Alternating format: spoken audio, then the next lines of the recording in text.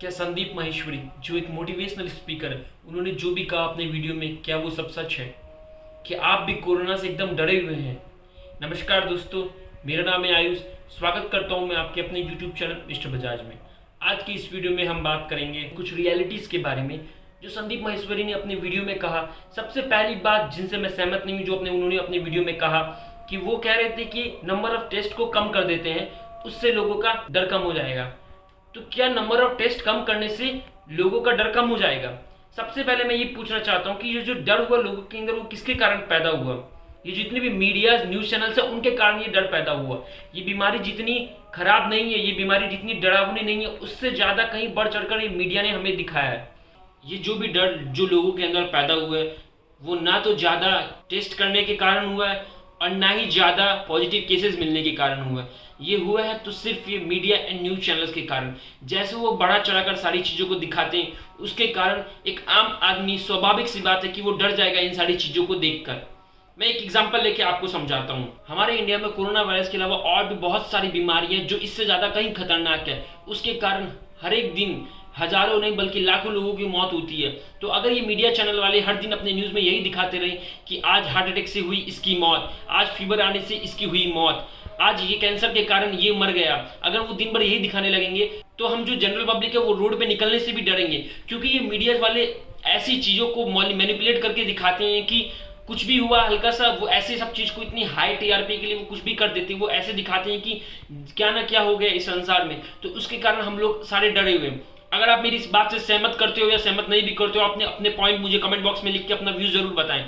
हाँ, ये बात उन्होंने जो कही है वो बिल्कुल सही है कि जितने भी 130 करोड़ देशवासी हैं, उनका टेस्ट करना संभव नहीं है। ये बात से मैं कंप्लीटली एग्री करता हूँ।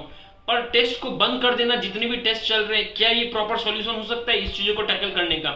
इस चीज़ को हम ऐसे कर सकते हैं कि जितने भी हॉटस्पॉट्स हैं, जो भी कोरोना वायरस का मेन लोकेशन है जहाँ से ये फैल रहा है ज़्यादा, जैसे कि बहुत सारे स्टेट्स में हॉटस्पॉट बने हुए कोरोना वायरस के, उसके आसपास के इलाके, जब उस इलाके में जितने भी लोग हैं उनकी प्रॉपर टेस्टिंग होनी चाहिए। उनमें से कोई भी एक भी बंदा ऐसा नहीं होना चाहिए कि जिसकी टेस्टिंग ना हो।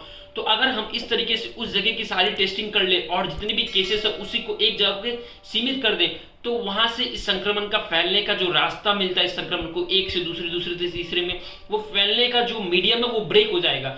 तो ब्रेक होने के कारण क्या होगा कि सारे जो पेशेंट्स है वो एक ही जगह पे रहेंगे, तो जो इसका संक्रमण है बाकी जगह पे नहीं फैलेगा। ये इसका प्रॉपर सॉल्यूशन हो सकता है। दूसरी बात जो उन्होंने अपनी वीडियो में कही कि इस बीमारी का कोई इलाज नहीं है। हाँ, ये सबको मालूम है कि इस बीमारी का कोई इलाज नहीं है, फिर भी बहुत सारे जो 80 to 85% लोग अपने आप ठीक हो रहे हैं। इसका मेन रीजन है उनके इम्यूनिटी पावर। उनका इम्यूनिटी पावर कोविड-19 के जो वायरस को न्यूट्रलाइज कर देता है। तो वो उनके जो सिम्टम्स है कोविड-19 के, जब कोविड वायरस उनके बॉडी में जाने के बाद वो उनकी इम्यूनिटी पावर के कारण वो नष्ट हो जाता है।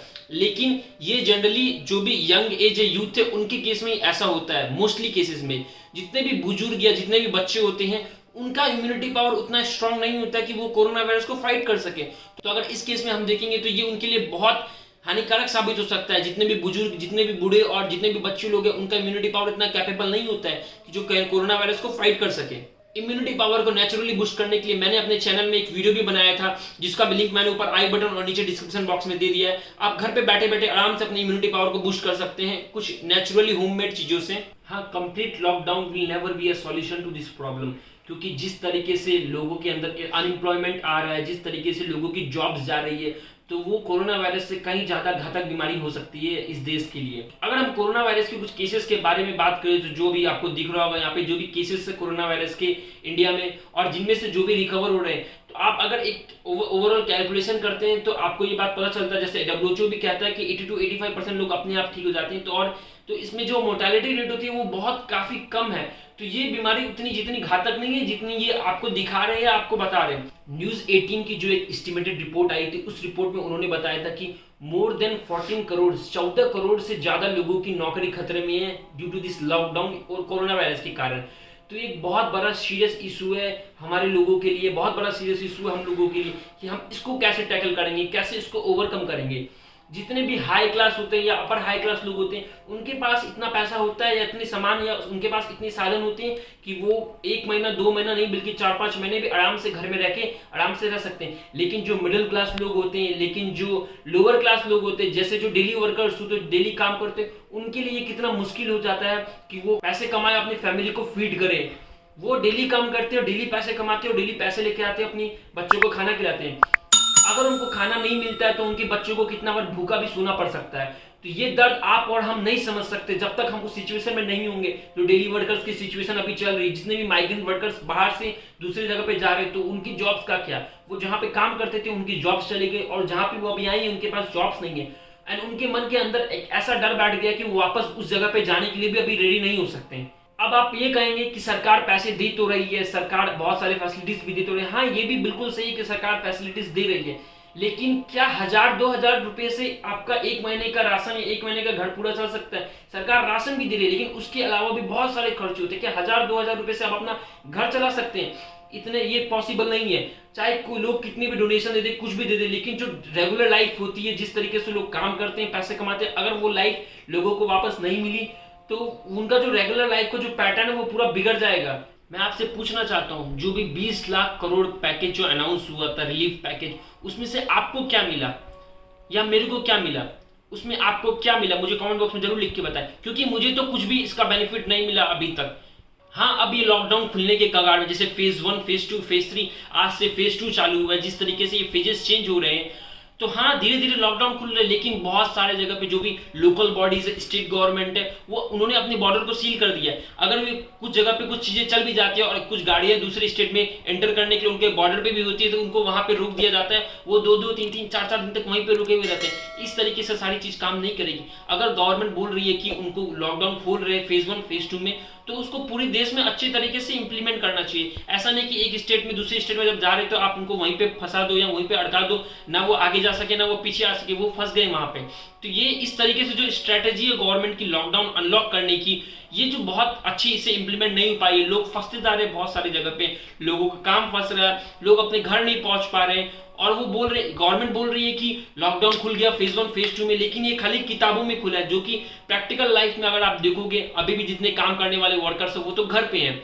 तो अगर जब तक वो वापस नहीं आएंगे तो आपका काम चालू कैसे होगा? आप बोल रहे हो लॉकडाउन खुल गया, आप बैंक के इंटरेस्ट में उनको रिलीफ नहीं दे रहे हो, आप बोल रहे हो कि सब चीजें नॉर्मल हो गई, लेकिन काम तो खाली पन्नों में नॉर्मल हुआ है। लेकिन जो बंदा सच में काम कर रहे किसी फैक्ट्री में, जिसकी फैक्ट्री है जो भी है, उनके पास वर्कर ही नहीं है काम करवाने के लिए, तो वो काम कैसे करवाएंगे? ये एक बहुत बड़ा इश्यू है। जब लोगों के पास खाना नहीं होगा, पैसे नहीं होंगे, तो जितने भी क्रिमिनल एक्टिविटीज है, चोरी चकारी डकैती, ये क्रिमिनल एक्टिविटीज बढ़ती जाएगी, क्योंकि लोग के पास खाना नहीं होगा तो उनको कैसे ना कैसे करके अपनी फैमिली को फीड करना है, खुद को फीड करना है, तो वो दूसरे क्रिमिनल एक्टिविटीज में इन्वॉल्व होंगे और ये बहुत बड़ा सीरियस इशू बन जाएगा।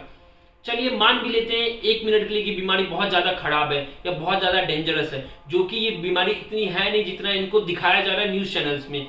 तो गवर्नमेंट को सबसे ज्यादा number of hospitals, number of beds increase करने चाहिए एंड मोस्ट केसेस में उन्हीं पेशेंट्स को वहां पे रखना चाहिए जिनका जो क्रिटिकल केसेस में या जो कुछ वायरल केसेस में, उनको रखना चाहिए।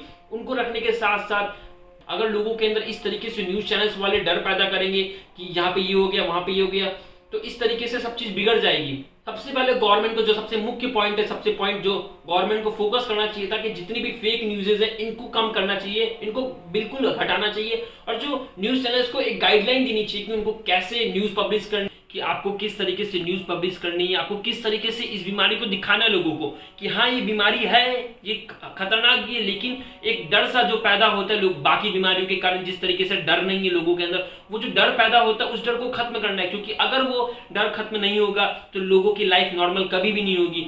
जब तक इसकी वैक्सीन या ये सब चीज खत्म भी हो जाए तो लेकिन लोगों के अंदर एक डर सा बना रहेगा कोरोना वायरस के कारण।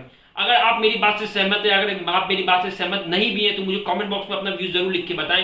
मैं चाहता हूं कि आप इस वीडियो को ज्यादा से ज्यादा लोगों को शेयर करें, ज्यादा से ज्यादा इस वीडियो को लाइक करें, ताकि ये अवेयरनेस जो है ज्यादा से ज्यादा लोगों तक पहुंचे एंड होप सो एवरीथिंग, जितनी भी सारी चीजें हैं सब ठीक हो जाए। आज की वीडियो में अब इतना ही, अब मुलाकात होगी अगली वीडियो में। तब तक के लिए स्टे सेफ, स्टे हेल्दी, धन्यवाद।